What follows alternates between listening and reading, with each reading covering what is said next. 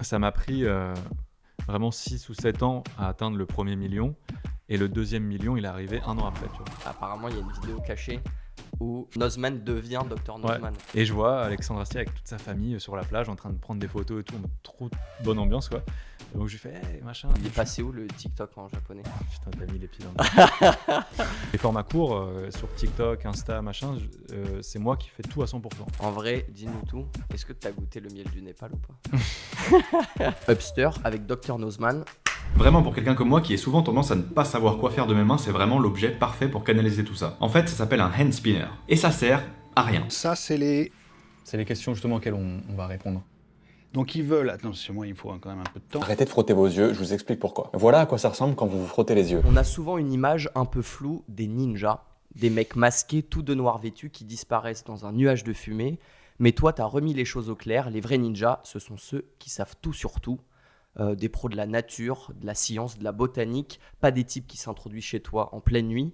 Depuis maintenant 15 ans, tu incarnes ce ninja 2.0, discret, curieux, précis, capable de nous captiver avec un head spinner ou une géode. Tu fais aimer la science et les becs benzène à des millions de personnes avec une dose de pédagogie décalée. Aujourd'hui, je suis très content de te recevoir ici pour parler d'expériences folles, de YouTube et de curiosité infinie. Dr Nozman, bienvenue chez Upster. Merci beaucoup pour l'invite déjà et vraiment je pense que c'est la meilleure introduction qu'on ait faite de ma vie quoi. C'est vrai? Vraiment, Ça me fait très plaisir. Bien joué, elle était géniale.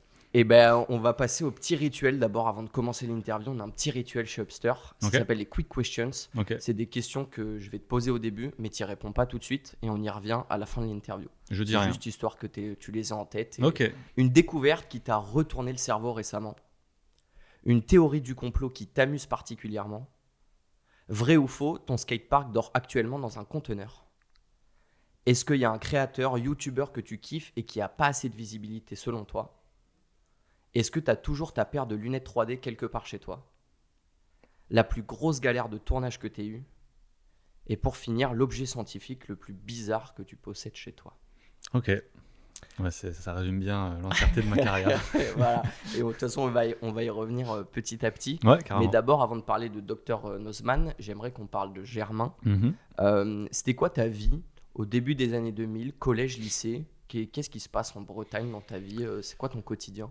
Bah ouais, déjà, comme tu le dis, je suis en Bretagne, dans les Côtes-d'Armor, plus précisément dans un tout petit village de pêcheurs. Il faut imaginer vraiment un tout petit village où l'hiver, il y a 20-25 personnes. L'été, il y a un peu plus de monde avec les résidences secondaires et tout.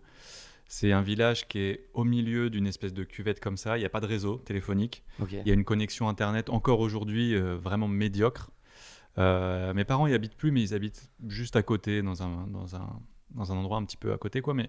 Donc moi, j'étais dans ce village-là, au milieu de la forêt. La première maison, juste après la forêt, c'était vraiment le trou paumé du monde entier. Vraiment, okay. C'est le...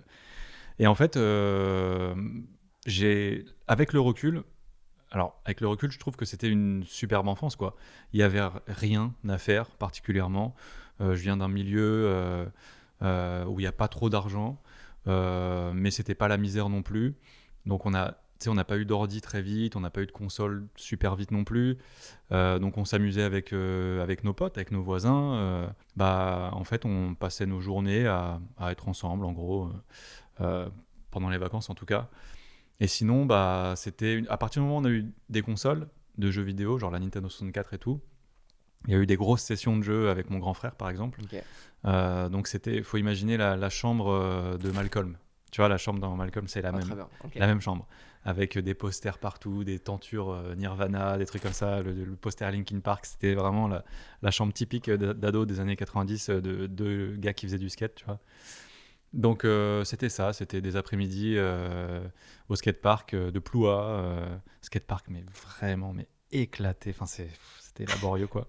Et t'as pas ce truc forcément pour la science au début, mais t'es curieux de tout, c'est ça à ce moment-là?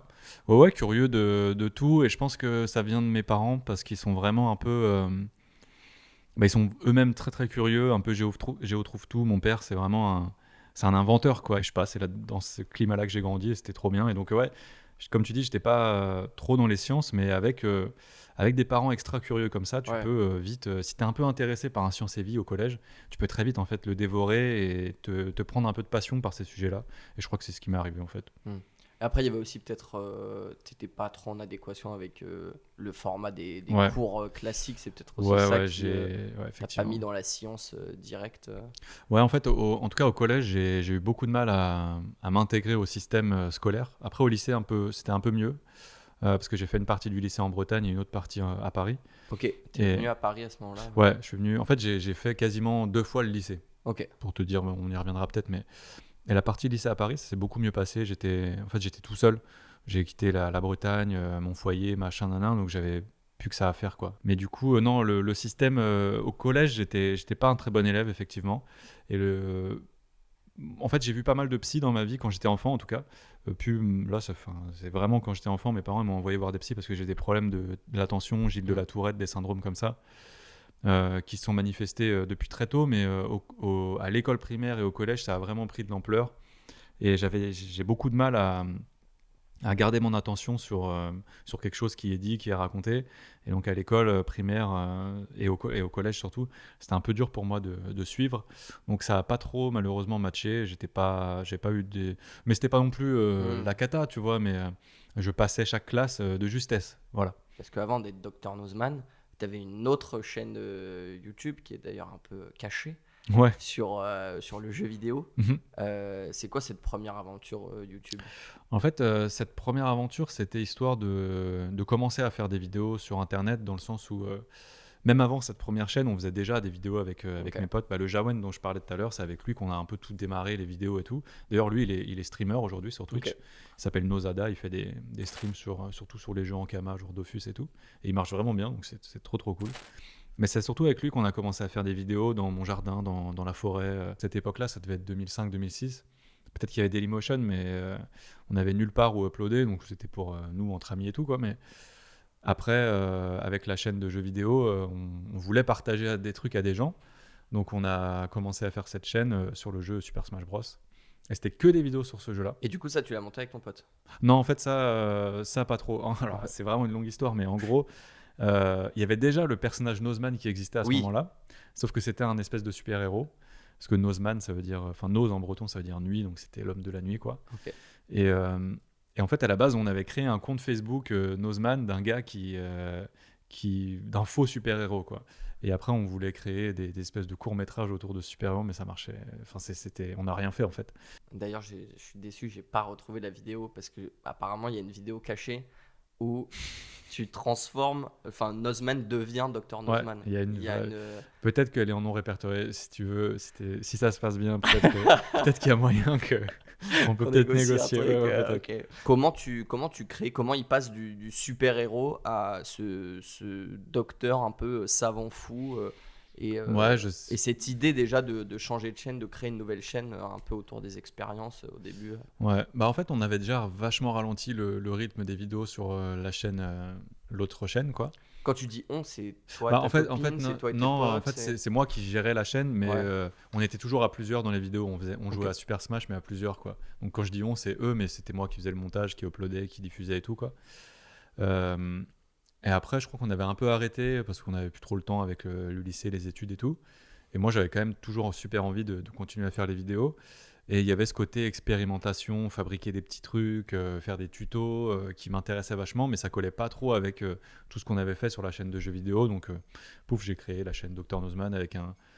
Tu sais, moi, j'ai toujours aimé au début incarner un truc, un perso, avec un. Bah, le perso Nozman au début, il avait un masque, une combinaison et tout. Et ça me permettait un peu de me cacher derrière un perso comme je suis pas forcément ultra à l'aise avec les caméras et tout, ça me permettait de me cacher derrière un truc, quoi. Et du coup, le Dr Nozman avec les lunettes 3D, la blouse et tout, je crois que c'était un peu le même concept, quoi, une espèce de carapace pour être derrière un truc, voilà. Mais après, ça a bougé un peu au bout de quelques années. Mais du coup, c'est quoi ton postulat de base pour vraiment pour créer cette chaîne et te dire genre en mode bah là je vais faire des expériences comme se faire du gel ou Ouais. faire de la teinture. maison. Je sais pas, je crois que j'avais juste envie d'essayer de fabriquer des trucs, quoi. Tu vois, c'était encore une fois bidouiller des trucs comme j'ai pu voir mes parents le faire, et c'était sûrement ça, essayer de faire des tutos, fabriquer un kunai, du gel pour les cheveux, comme tu dis, un bonbon. Je trouvais peut-être qu'il y avait un créneau marrant à faire, mais ça allait pas plus loin que ça, si tu veux. Il n'y avait pas l'idée derrière de faire une chaîne de vulgarisation scientifique. Oui. Mais vraiment. Non, on est loin Ah ouais, on est loin de ça. Je savais même pas. Alors, ça existait bien évidemment déjà, hein, le concept de vulgarisation scientifique, ça existe depuis des dizaines et des dizaines d'années, mais j'étais pas du tout au courant de ça, quoi. Donc, c'était pas du tout ma vision à la base. C'était vraiment faire des vidéos un peu pour m'amuser sur des sujets qui me font marrer, quoi. Mais c'est venu progressivement. Mais ça prend dès le Mhm. début ou au début c'est vraiment genre tes potes, de la famille, ou tu sens quand même qu'il y a des gens que tu connais pas. En fait, il faut s'imaginer déjà un YouTube Bah oui, de déjà, 2010. ouais, 2010, Tu vois, c'est donc bon, ouais. il faut s'imaginer un YouTube, mais qui est vraiment diamétralement opposé au YouTube d'aujourd'hui. Et ça parlera pas à tout un tas de gens. Mais, mais les chaînes YouTube, déjà à l'époque, tu sais, tu pouvais avoir des bannières cliquables. Ouais, Tu te souviens? ouais. C'était c'est fou bien. ce truc. Et en fait, du coup, tu pouvais tout personnaliser sur ta chaîne. Tu pouvais personnaliser les côtés. euh, et il y avait surtout cette fameuse bannière cliquable qui Ouais. était le graal de tout le monde parce que tu pouvais pas l'avoir. Oui, Au début, il fallait être partenaire YouTube. Et je me souviens très bien, moi, avoir fait la demande pour être partenaire YouTube au début. Et elle n'avait pas été acceptée, donc je pouvais pas encore avoir cette bannière et tout. Et après, avec la chaîne Dr Nozman, je me souviens recevoir ce mail. Vous êtes accepté dans le programme de partenaire YouTube et tout. Vous avez accès à la bannière. Je sais plus comment c'était formulé, mais je me souviens très très bien de ce moment, mais symbolique, très fort, où je pouvais enfin mettre cette bannière cliquable. C'était une galère, il fallait aller faire des flux, je sais pas quoi. Je sais pas si tu vois un peu. c'était limite le Graal, comme après il y a eu les boutons Ouais. quand tu passais les paliers. Genre là, c'était en Ouais, mode. Ça c'est voulait ça. dire que déjà tu. C'est ça. T'arrivais, en fait, à l'époque, en 2010, t'arrivais sur une chaîne YouTube avec une bannière. Tu savais Tu que c'était pas savais chez n'importe qui, Ok, en fait. c'est. Tu vois, Le mec c'était. était stylé, Ouais, quoi. ouais, non, mais vraiment, c'était ça. Il y avait peut-être JDG, Norman, les gens vraiment big à l'époque, tu vois, qui avaient des bannières, quoi. À l'époque, quand t'avais 10 000 abonnés, c'était big déjà. Bah oui. C'était déjà un truc titanesque. Et, euh, et je me souviens d'un commentaire que j'avais reçu à un moment donné. Quand je commençais à essayer d'avoir une DA avec un truc qui revenait, les Ouais. expériences et tout, je me souviens d'un gars qui avait mis un commentaire, c'était OK, une future chaîne à 10 000 abonnés. Et En en fait, mode, le non, mec mais- va être méga connu. mais tu vois, c'était ça, Ouais. c'était ça les références de l'époque, tu vois. Est-ce qu'il y a un moment où tu te dis, faire des vidéos sur YouTube sans forcément penser à la vulgarisation, etc., ça peut être un métier en fait. Et je vais peut-être pouvoir en vivre un jour. Et enfin, à quel moment tu te dis, là, il y a un truc où peut-être que si je m'y mets à 100%, Ouais. c'est peut-être. Je sais plus c'est exactement, ma life, mais quoi. je sais plus exactement. Je me souviens à un moment donné avoir reçu des AdSense. C'était peut-être pour la vidéo de la balle rebondissante où j'étais en mode. J'étais chez Jawen d'ailleurs, le fameux Ok. Jawen. Et j'étais en mode 80 balles, mec. Regarde. Et tu vois, là, je me rends compte que tu peux faire un peu d'argent avec ça, quoi. Tu peux manger 16 grecs en 2010 pour 80 balles. Oui, non, mais c'est clair. C'était plus le même truc. Mais non, je sais pas exactement quand je me suis dit ça. Parce que déjà, je me rappelle pas exactement à quel moment le métier de youtubeur a commencé à être démocratisé, tu vois, et être établi que, ok, c'est un métier, c'est plus ou moins stable, on peut monter des sociétés et tout. Je me souviens plus trop, mais je pense que comme c'était crescendo, à partir du moment où... Et à un moment donné, d'ailleurs, dans ma vie de youtubeur, où je suis parti au Canada vivre pendant 6 mois avec Ok. ma copine. Et en gros, le but, c'est elle faisait son stage de fin d'études de Master 2. Et moi, j'étais youtubeur déjà, je devais avoir 150 000 abonnés, je crois, un truc comme ça.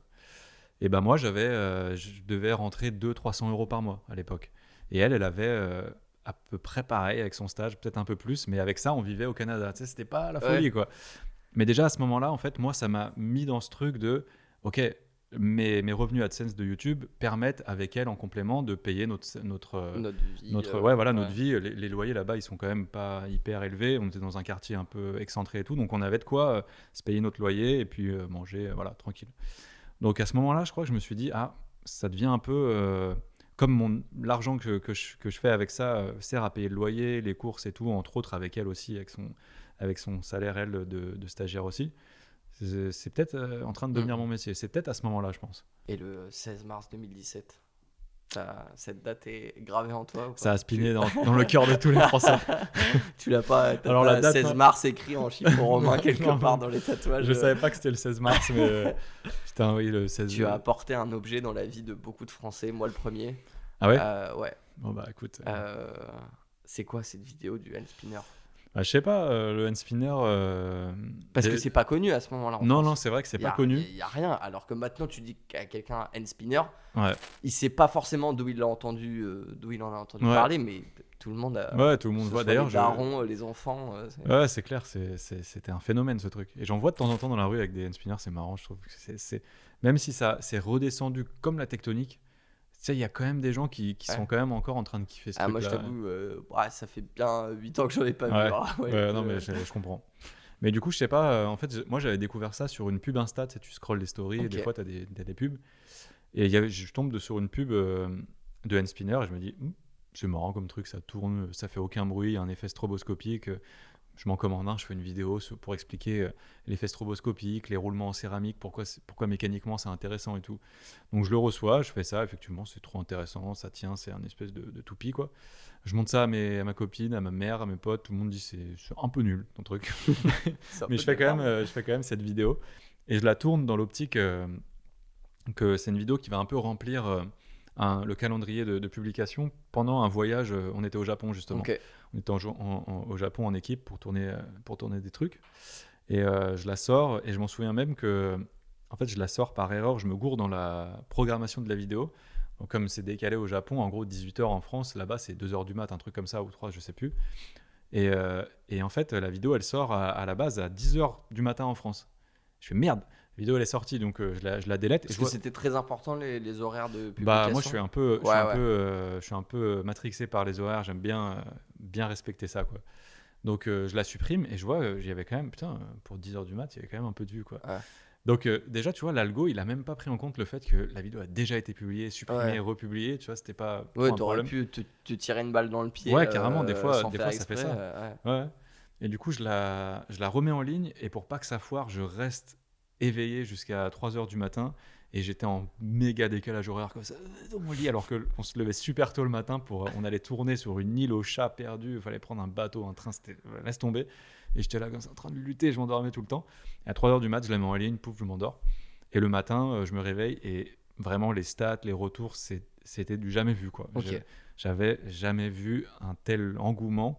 Et il y a un avant-après pour toi de Ouais, cette il y a un vidéo. avant-après dans le sens où j'avais découvert une nouvelle formule de vidéo, tu vois, présentation d'objets un peu étranges, scientifiques, et surtout, j'avais compris une méta de comment expliquer des trucs, comment construire un peu une vidéo avec des choses matérielles dans les Ouais. mains pour montrer des trucs un peu loufoques.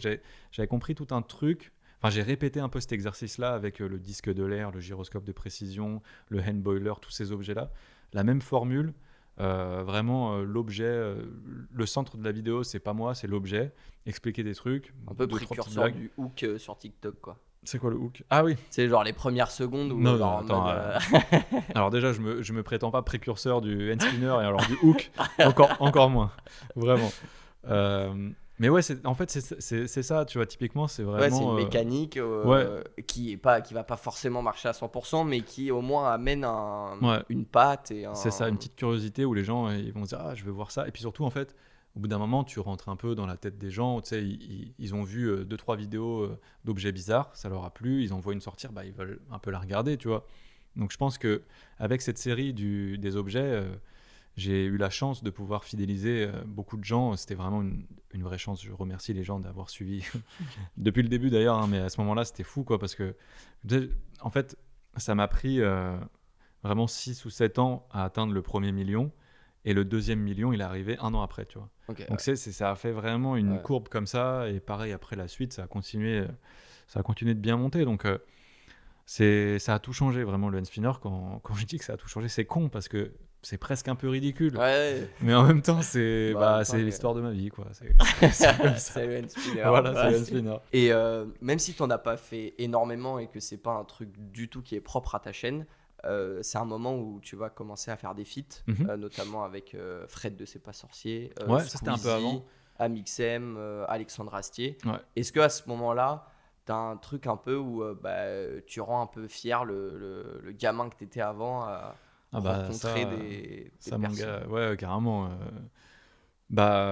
Oui, juste oui, en fait, rencontrer Fred, même Jamy, après je l'ai rencontré à un spectacle, Alexandre Astier. Alors Alexandre Astier, c'est vraiment, l'histoire est folle en plus de comment ça s'est goupillé.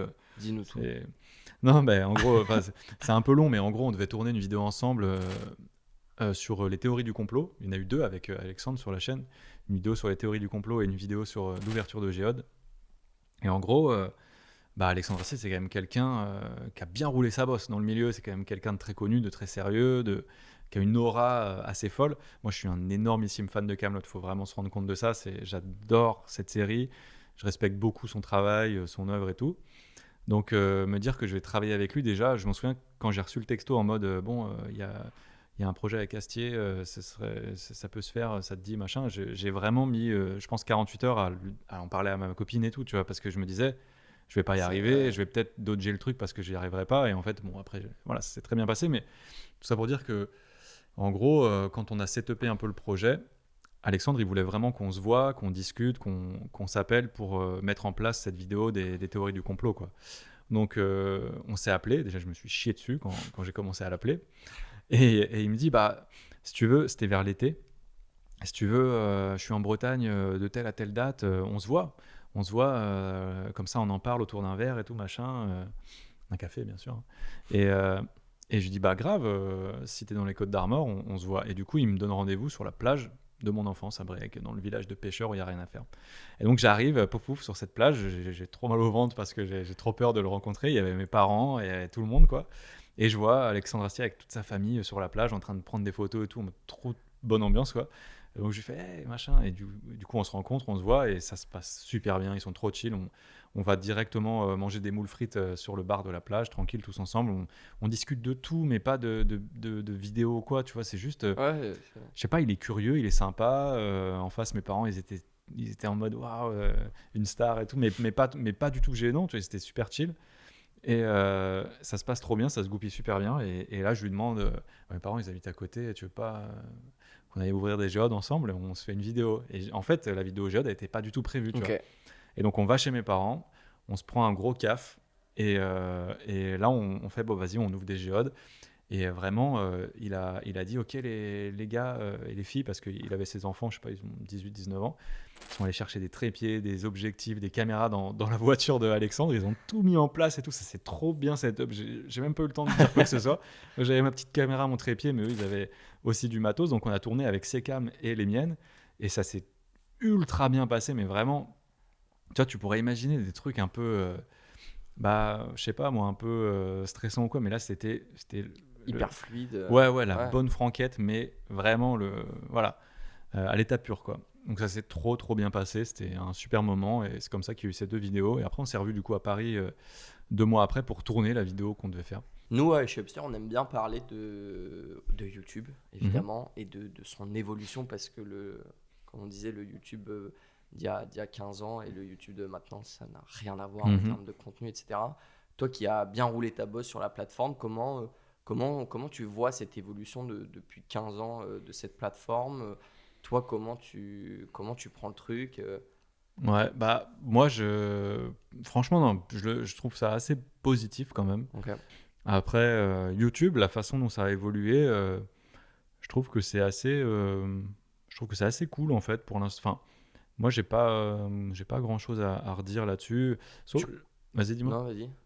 Non, j'allais juste dire, il y a ce truc des énormes prods sur les top chaînes, les top créateurs, qui est quand même un peu effrayant, nous on n'est pas du tout dans ce créneau-là, mais tu te dis purée, c'est quoi la suite, ils mettent quoi. 300 000 balles en France, hein, ils mettent 150 000, 200 000 balles sur une vidéo, quoi. Clairement. Après, ça veut dire qu'ils s'y retrouvent techniquement. Normalement, j'espère pour eux. Non, normalement. Qu'ils s'y retrouvent, et encore, on parle pas de MrBeast qui doit avoir des prods. Ça doit bien pire. Ça doit faire un peu peur. Ouais, mais non, je trouve que YouTube évolue quand même plutôt pas trop mal. Sur certains aspects, il y a d'autres aspects où je suis moins fan. En fait, c'est vraiment. Là, je Tu suis consommes, toi, beaucoup YouTube? pas énormément. Ouais, Ouais. non. Un petit peu, mais pas Et trop tu de consommais français. avant? Ou si t'as jamais. Enfin, c'était plus en mode ton outil de travail et du coup. Enfin, je dis non, mais je consomme quand même des trucs, mais ça oscille entre une dizaine de chaînes, quoi. Et puis c'est pas forcément des créateurs très connus, tu vois, ou des trucs comme ça, mais Mais c'est ta télé d'aujourd'hui, toi, ou pas? Parce que moi, j'ai souvent cette ouais, discussion où, pour beaucoup de personnes, YouTube, c'est vraiment devenu leur télé. C'est-à-dire qu'ils ouais, vont lancer ça sur leur télé ouais, déjà. Il y a de moins en moins de personnes qui consomment sur ordi et sur téléphone. Ça va vraiment être sur la mm, télé du salon. Et pendant que tu cuisines, pendant que tu ouais, fais tes trucs. Et comme nos darons, ils pouvaient laisser tourner la télé en fond avec le 20h ou je sais pas quoi, ouais. pendant qu'ils faisaient des trucs à la maison, bah là, enfin, pour ma génération, notre génération, j'ai l'impression que c'est un peu devenu la télé. Ouais, Toi, c'est clair. toi, tu l'utilises un peu comme ça ou, Exactement comme ça. Je regarde pas du tout la télé. Euh, Ça, c'est. Voilà, vraiment pas. Et j'ai un compte Netflix et tout, tu vois aussi, mais j'ai pas du tout ce réflexe-là. Mhm. Tu vois, ma copine, elle adore regarder Netflix, les séries, les trucs comme ça. Regarder Netflix déjà, tu vois, voilà, la phrase, quoi. Mais moi, je consomme pas du tout ça.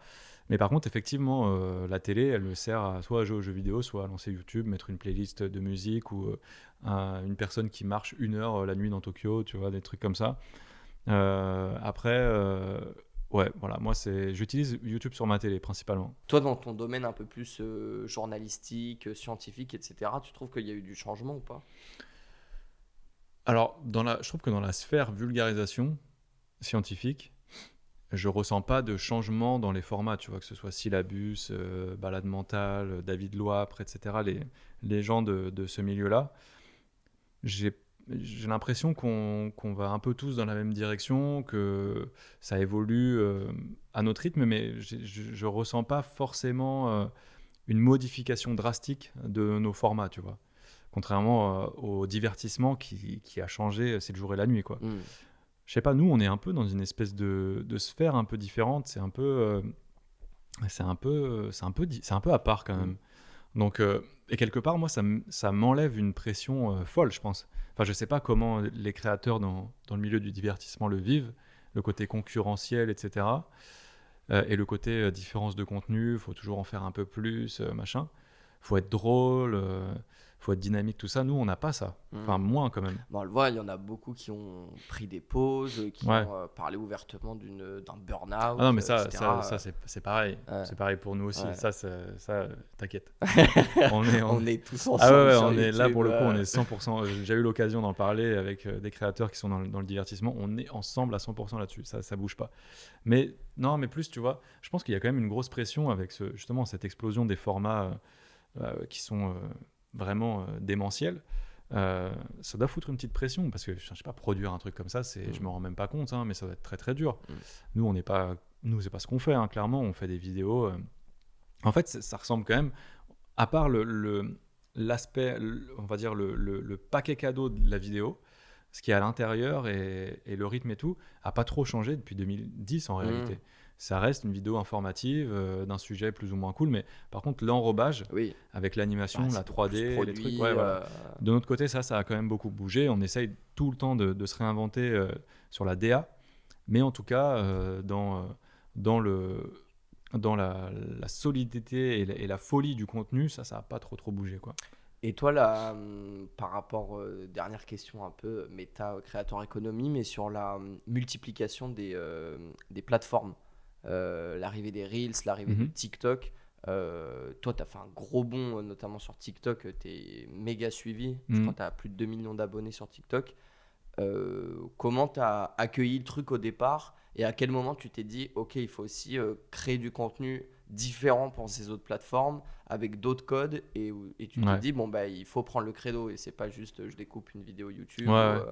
Bah moi j'ai adoré le direct en fait. Ouais. J'aime trop les formats courts. Alors je sais que ça divise et qu'il y en a qui vont te dire que c'est l'enfer, machin, nan.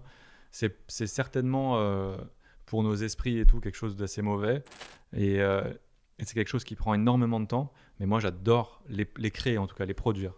les consommer, je pense que je suis accro comme tout le monde plus ou moins au scrolling sur ces applications-là, mais quand même ça va. Mais les créer par contre, c'est vraiment aujourd'hui limite ce qui me fait le plus vibrer. Ok. Les formats courts sur TikTok, Insta, machin, c'est moi qui fais tout à 100% encore. Ok, d'accord. C'est un des rares trucs sur lesquels je fais tout. Tu vois, par exemple, les formats longs, le montage, il est fait par quelqu'un de chez nous en interne. L'aspect visuel, l'illustration, tout ça, c'est fait par l'équipe. Moi, je ne sais pas faire ça. Mais par contre, pour ce qui est des formats courts, j'adore les écrire à 100%, les monter. Tu montes sur quoi? Première et DaVinci. Mais j'aime trop, quoi. Donc moi, je suis assez... J'ai cru que t'allais me dire CapCut. Les gens qui montent sur CapCut, je ne vous comprendrai jamais. Ah, mais attendez. C'est pas possible. Non, c'est pas possible déjà. Genre, arrêtez. non, mais après, voilà. Mais non, moi j'aime bien ça. J'ai tout de suite, je crois que j'ai quasiment tout de suite fait des TikTok quand c'est sorti TikTok. Après, je crois que je faisais Genre, pré-confinement carrément? Ah mais large. Ah ouais? Ah mais large. Ah J'ai ouais. créé mon compte TikTok au Japon, je m'en souviens. J'étais avec des collègues américains qui étaient sur TikTok. Et je pense, ah non, mais largement, Ah ouais. mais facile. Je pense que c'était, enfin non, du coup, ça devait être en 2019, fin 2019, Ok. octobre 2019, un truc comme ça. Attends, je peux vérifier? Ouais, bah ouais. Putain, je vais scroller jusqu'au bout là. Non, mais ça m'intéresse Maintenant, maintenant. on parle, écoute. Je me rends même pas compte si c'était. Mais ouais, avant confinement en tout cas. Parce que mais, tout le monde a téléchargé au confinement quasiment. j'arriverai jamais à aller tout en bas en fait. Maintenant que. Maintenant, Là, je suis juste Maintenant curieux. que j'en Non, mais fais c'est pas grave. 12 par jour. Non, et ça pour le coup, ça je m'y interdis parce que Ouais. déjà c'est impossible pour moi. Oui, bah si Et, tu fais tout. et en fait, alors justement, les formats courts, moi, j'ai la chance qu'ils marchent pas trop mal sur TikTok, en vrai, en tout cas pour l'instant. Et du coup, je ressens pas le besoin d'en sortir 2-3 par jour. Parce qu'il y en a qui le font, mais enfin, dans mon cas, ça me paraît impossible dans le sens où il faut quand même faire des recherches, il y a de l'écriture, ils sont tous écrits, quoi. Donc c'est long, quoi. Oui, c'est pas tu poses ton tel et tu enregistres un truc et tu publies. Non. Quoi. Là, c'est, Ouais, moi, en gros, pour un format court, ça me prend une journée. Ouais. Tout confondu, écriture, montage, enfin non, même un peu plus, une journée et demie. Écriture, tournage, montage, diffusion, ça me prend une journée et demie. Donc je pourrais pas en faire plus. Et surtout, je suis pas fan non plus du fait d'en cartoucher une par Ouais. jour, tac tac, comme ça. Donc 2, 3 grands max par semaine, ça me va très bien. Et surtout, vraiment pas des réédits des vidéos sorties, quoi. Oui. C'est ça Ouais. la base. Oui. Parce que c'est bien de rééditer des trucs, mais ça a moins de saveur pour moi. Exactement. Écoute, j'avais une question qui m'a échappé. Donc, on va pouvoir. Ah, si, bien sûr, si. En fait, j'arrive pas à savoir si je vais mettre les pieds dans le plat ou pas. Il est passé où le TikTok en japonais? Putain, t'as mis les pieds dans le plat. Ah bah le TikTok en japonais. Putain, je l'ai cherché. Non mais tu pourras pas le retrouver. Bah ouais. Et je me suis fait bannir donc. Ah ouais? Ouais, bah c'est 4 ou 5 fois je crois même. À cause des Français. À cause des Français? Eh oui. Pourquoi? Parce qu'ils signalent le compte en pensant que c'est du vol. Alors que c'est bien moi. Ah, ils pensent que genre c'est de l'IA. Ils pensent ou- que. Ouais, ils pensent que c'est. Mais les du vol. Français, les utilisateurs français ou Ouais. le TikTok français? Ou Non, TikTok français les utilisateurs français, c'est des signalements quoi. J'ai eu la confirmation de TikTok Japon, c'est des utilisateurs français qui signalent massivement le compte. Parce qu'ils pensent que c'est du vol quoi. Et il s'est fait bannir 4 ou 5 fois je pense. Et là je crois que c'est mort.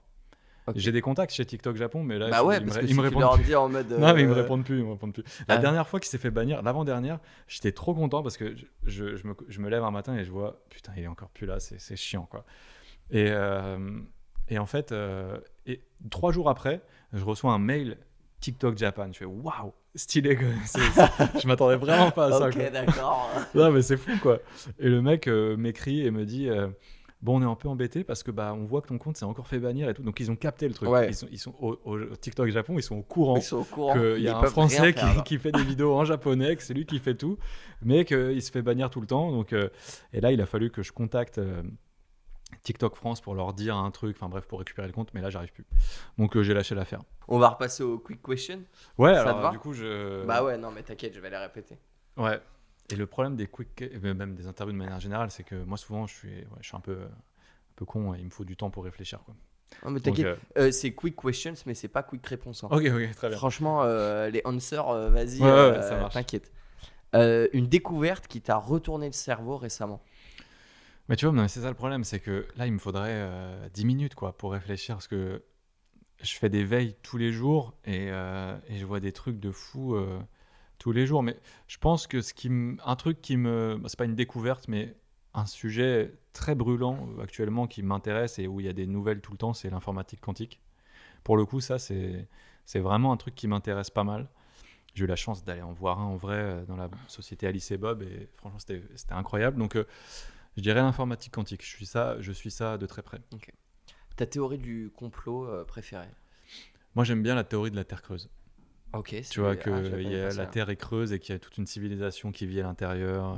Tout ça, ça me plaît bien. Ok, genre sous nous, il y a des gens. Ouais, sous nous, ouais. C'est pas le métro ou quoi, c'est des gens.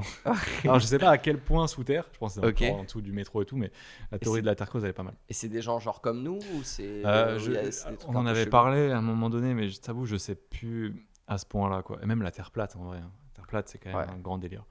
Donc, après, il y a peut-être des platistes dans vos spectateurs. Hein. Peut-être. C'est- Écrivez-le en commentaire. Hein. Ah ouais, non, mais c'est quand même pas si peu Bah, courant que ça, ouais. je pense. Hein. Ouais. Donc, ouais, c'est de là. Bah, les Il platistes. y a des grosses platistes, communes Facebook et tout. Hein. Ah oui, Ouais, surtout sur c'est- Facebook. Ouais. ouais. Tu m'étonnes. Platiste, c'est quand même assez classique, mais Terre creuse, ça, Ok, principe, bah, je trouve ça cool. connaissais Ouais. pas. Ouais. Vrai ou faux, ton skatepark dort actuellement dans un conteneur? Ouais, malheureusement, en fait, le skatepark qu'on avait, le biome, donc on n'avait plus le lieu, donc on a dû l'impacter dans un conteneur. Donc il est dans un conteneur, mais par contre, la bonne nouvelle, c'est qu'on est en train de le donner à une asso à Ok. Rennes. Donc le skatepark, le biome sera de nouveau skatable à Rennes bientôt. Mais Trop ce bien. sera plus nous qui allons gérer ça, donc on va juste le filer à une asso, quoi. Trop bien. Est-ce que tu as un créateur ou un youtubeur que tu kiffes et qui, selon toi, a pas assez de visibilité, qui mérite un petit coup de pouce? Ça, c'est la question sur laquelle j'ai besoin de plus de temps, malheureusement, parce que Même si tu veux checker ou quoi. non, dans mon feed ou quoi. Mais en fait, en plus, je trouve ça un peu méchant. En vrai, tu sais, c'est comme le fameux commentaire, tu mérites plus d'abonnés. Ouais, Tu vois, c'est gentil, on mais en l'a même pas temps. mal sur notre chaîne. Bah oui, voilà, c'est gentil, mais Pourquoi à il n'y la a pas fois- plus de vues? Bah oui, bah je fais ce que je peux. Bah en fait. écoute, appelez YouTube France, hein, qu'est-ce que vous voulez que je vous dise? Voilà, donc tu vois, si je dis quelqu'un, j'ai peur que cette personne le prenne mal. Mais Bon, Bah, après, je pense que.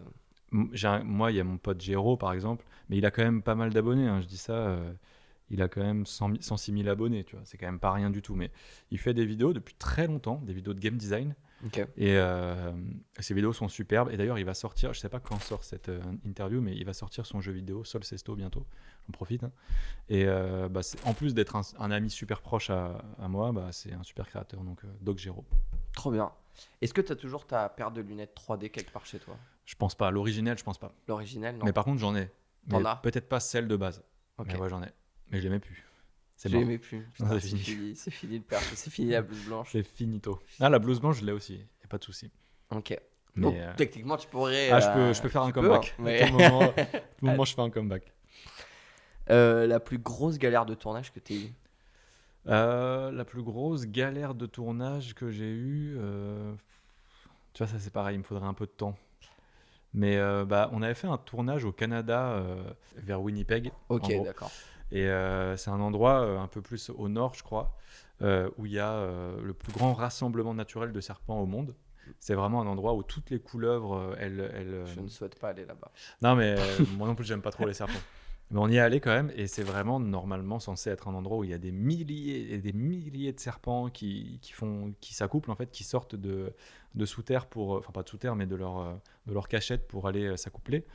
Et en fait, avec le changement climatique, il y en a de moins en moins. Et on est allé pour tourner, et il y en avait quasiment pas. Donc on avait une vidéo. C'est une galère sans être une galère, Oui, mais on a vu 10 serpents. Bon, voilà, tu vois. Est-ce que tu as déjà, pas sorti une vidéo parce que genre le truc était trop dangereux, l'expérience était trop dangereuse, ou t'as annulé, ou t'as pas eu une galère comme ça, ou surtout quand tu faisais genre des expériences Non, j'ai pas eu trop. Je t'avoue que ça, non. Je crois pas avoir tourné un truc, fait un truc, et en fait, je l'ai pas sorti parce que trop dangereux ou quoi. Non, par contre, des fois, on s'interdit des sujets parce qu'on sait que ça va trop diviser Ouais. ou que c'est pas possible, quoi. Mais de là à aller jusqu'à faire la prod, etc., non, je crois pas. L'objet le plus bizarre que t'as? L'objet le plus bizarre, dernièrement, en termes d'objet mystique, j'ai une chambre à brouillard. C'est un objet qui permet de voir les particules cosmiques. Donc c'est un objet dans lequel tu crées une situation qu'on dit métastable à l'intérieur. Et en fait, si tu veux, dès qu'il y a des particules du rayonnement cosmique, donc du soleil ou ce genre de choses qui traversent ce bloc-là, eh ben, ça va faire une trace comme ça dedans. C'est super stylé, j'ai fait une petite vidéo Ok. dessus. Je pense que ça, c'est un objet très bizarre que j'ai. Voilà. J'ai une dernière question là qui vient de me venir. En vrai, dis-nous tout. Est-ce que tu as goûté le miel du Népal ou pas? Non, mais je l'ai pas. Non, ah oui, parce que tu penses que je l'ai peut-être goûté hors caméra. Oui, bah bien Ah sûr. oui, En vidéo, je sais que tu l'as pas goûté. Non, oui. Non, je l'ai pas goûté. Tu l'as pas Non, goûté. par contre, il y a quelqu'un dans mon équipe qui l'a goûté Ouais. et ça lui a rien fait du tout. Et en Ok, fait, d'accord. je pense que tu sais, il est vendu en France légalement. Ouais. Je pense que celui-là, il est pas spécialement. Ah oui, ouais, à mon avis, c'est full marketing, quoi. Ok. Mais si tu vas là-bas, Mais si tu vas là-bas, ouais, voilà, tu vas te faire, c'est- tu vas ouais, prendre c'est- cher. c'est Donc autre chose. non, je l'ai pas touché, je l'ai pas goûté. Et apparemment, c'était pas si bon que ça en plus. Ok. Donc ouais, voilà. Ok. Ben écoute, merci beaucoup pour ton temps. Merci à vous, merci à vous, les gars. de venir. Salut, merci d'être allé jusqu'au bout de l'interview. Si ça vous a plu, pensez à vous abonner juste ici. Ça nous aide énormément. On sort une vidéo tous les lundis à 18h. Donc activez la cloche pour ne rien rater. C'est grâce à vous qu'on peut continuer à faire ces interviews. À la semaine prochaine.